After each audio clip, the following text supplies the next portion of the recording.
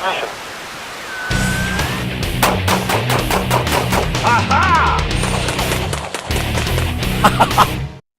Hi, this is Joel Persinger. I'm the Gun Guy. Thank you very much for watching my videos and listening to my podcast and helping us out on Patreon. I really do appreciate it. This is the first of the video podcasts available on Patreon. This is going to be at least a once a month and probably a twice a month venture. I've got to figure out how often we can do them, and this will be in addition to the audio podcast that we release on the 5th and the 20th. And the subject matter is going to be different on the audio podcast and on the video podcast. So you don't get a duplication. It'll be different stuff, which is kind of cool. Now, forgive me if I'm speaking a little funny today. I just got back from the dentist, so the whole left side of my face is numb as numb could be. In fact, you couldn't prove to me by virtue of my touching it that it's actually there. So if I slur my words a little bit, forgive me. But I wanted to make sure I got this done for you. Listen, there's a couple things that have happened in the news recently that I think are interesting. First of all, the Peruta case. That's the case that Ed Peruta brought against the San Diego County Sheriff's Department, which has become a sort of long, drawn-out thing over a period of years. He lost, I have to think about it now, he lost the first case in the Superior Court, then won the appeal, then lost the appeal, and now here we are again, or something like that. There were some other ones in there in the middle, I think. But in any case, that case is the one that challenges California, the California concealed carry licensing scheme, which is it needs to be challenged because it's kooky. In California, it's sheriff by sheriff, or police chief by police chief, for that matter. The state law allows the local law enforcement authority to issue a permit if they wish to. It says they may issue a permit, and that's the bugaboo right there. If the person is law-abiding, meets all those legal standards, and has, quote unquote, good cause for the issuance of the permit. Now, I'm of the opinion, and I suspect you're right there with me, that the good cause requirement is simply, I want one because I'm an honest, law-abiding legal resident of the United States, and I have a Second Amendment right to defense, and I'd like one to defend myself and my family. And that's my reason. In fact, frankly, I'm of the opinion that the Second Amendment is your permit, and we should not have to ask the government for permission to exercise a Second Amendment right or a constitutional right. As far as I know, the Second Amendment is the only constitutional right we have to ask the government for permission to exercise. And I don't know why that is the case, other than the fact that liberals have hornswoggled us into this over a long period of time. But in any case, that case did make it all the way to the United States Supreme Court, where it is sitting there sort of in limbo. And I was very hopeful that the court would take it up now that Neil Gorsuch is on the court. But so far, they seem to just kind of leave it sit there. I was kind of hoping we'd hear by now. I did hear on one of the podcasts I listened to that maybe this Thursday, which is the day after tomorrow, after this podcast is released, that maybe we'll hear something then. But they've been saying that, and we haven't heard anything. And the court has kicked this can down the road a few times. So I'm not sure where we are now. If you know more than I do about this, or you have some insight, I would ask you please to comment, because what this is, this podcast is going to be different. The only place this is going to be available is on Patreon, and the only people that can see it are you.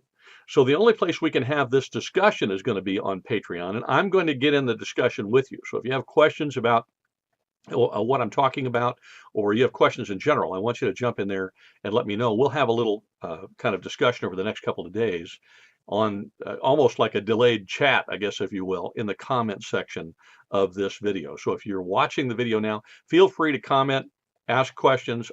As you already know, if I don't know, I'm simply going to say, I don't know, but here's where we can maybe find out.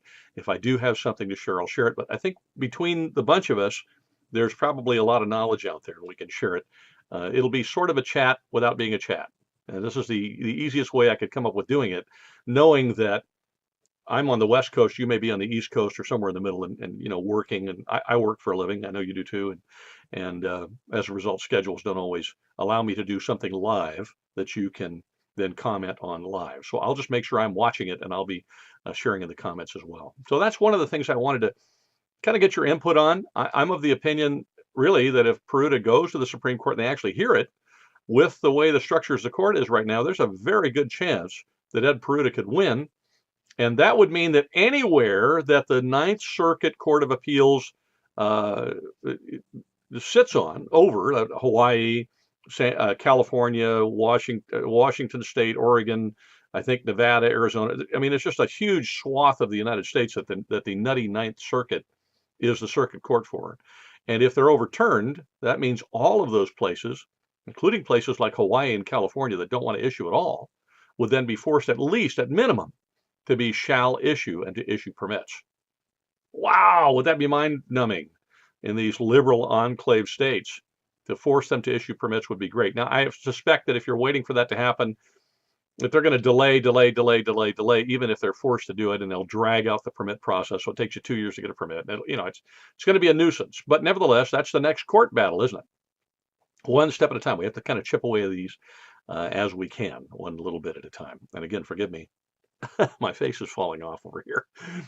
I feel like it's hanging down here. You know that weird feeling when you're full of Novocaine, and that's where I'm at right now. So if I look like I'm drooling, just kind of flag me down and say, "Hey, dude, you're drooling," because I won't know. I'll just check every once in a while. How about that? The other thing I wanted to chat with you about is there was an article. Let me find it on the computer here. There was an article on the Hill, I think today or yesterday, entitled "Want to Stop Mass Shootings? Let's get more guns in the right hands." Now, I'm going to put a link to that in the description of the podcast for you so you can look at the article. But I found it very interesting. It's written by a guy named David Koppel. I've seen his stuff before, and he tends to be very pro-Second Amendment as far as I can determine anyway. But some of the things he mentioned in here I thought were very, very enlightening. For example, this is stuff that you and I already know because it's child's play. It's fairly obvious, but nevertheless, to see somebody in the press actually write this, really, I was encouraged, even though I realize this guy's kind of pro-Second Amendment anyway, but it's just nice to see this written down somewhere in the press. Now, it's not the mainstream press, it's the Hill, right? But I mean, it's not going to be on CNN, forget it. But anyway, here's what it says. This is one of the paragraphs in the middle, and I encourage you to read the article. It's very good. Mass killers often select targets because of the absence of armed defenders at the scene. Duh. The Aurora Theater murderer selected a gun-free theater which forbade licensed handgun carry by its patrons.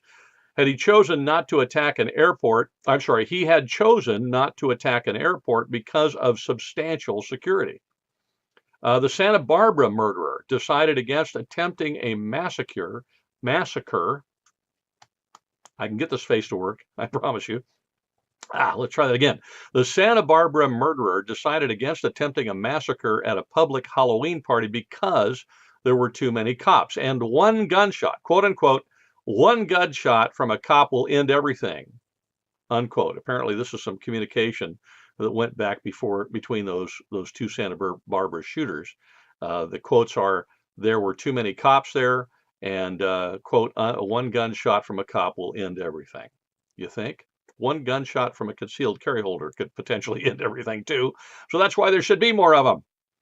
All right, anyway, the Charleston church murderer abandoned his original target, the College of Charleston, because of the security. The Los Angeles Jewish Community Center murderer passed on 3 other Jewish institutions because the security was too tight. In Detroit, a would-be ISIS murderer who was stopped before he could execute his plan, targeted a large church because, quote unquote, people are not allowed to carry guns in church, unquote. Yeah, bet me there's people carrying guns in my church, so might not want to try that there. But nevertheless, the acknowledgement that these gun-free zones are nothing but organized, legalized killing fields. That's all they are. They're places for these whack job lunatics to show up and just kill people pell-mell without any resistance. The fact that somebody actually wrote it into an article, I thought was very encouraging. In fact, he advises, which I've been saying for years, that the United Kingdom should, we just had this recent things happening in the UK, particularly on London Bridge. It took them 8 minutes to get there, and by then most of the damage was done. I mean, there it is. And then some of the cops that were there were cops legitimately, but all they had was nightsticks. Oh, sure. I want to go up against a guy with a knife with a nightstick. I want to go up against a guy with a gun with a nightstick. Don't you?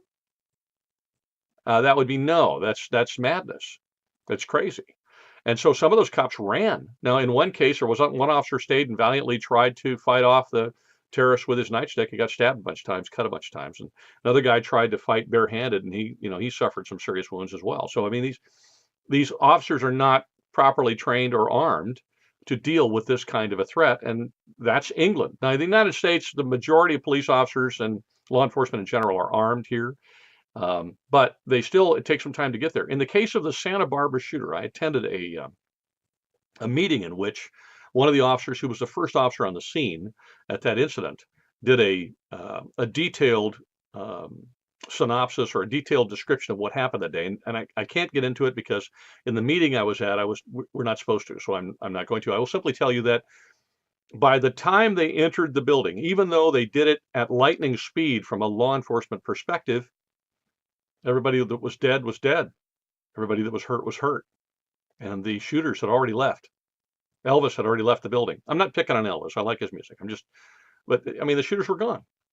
So even at their fastest, even at their most efficient, law enforcement shows up post-event. I mean, they're an after-the-fact agency. I have said for many years that while law enforcement wants to be the first responders, they're not. In these instances, they're not.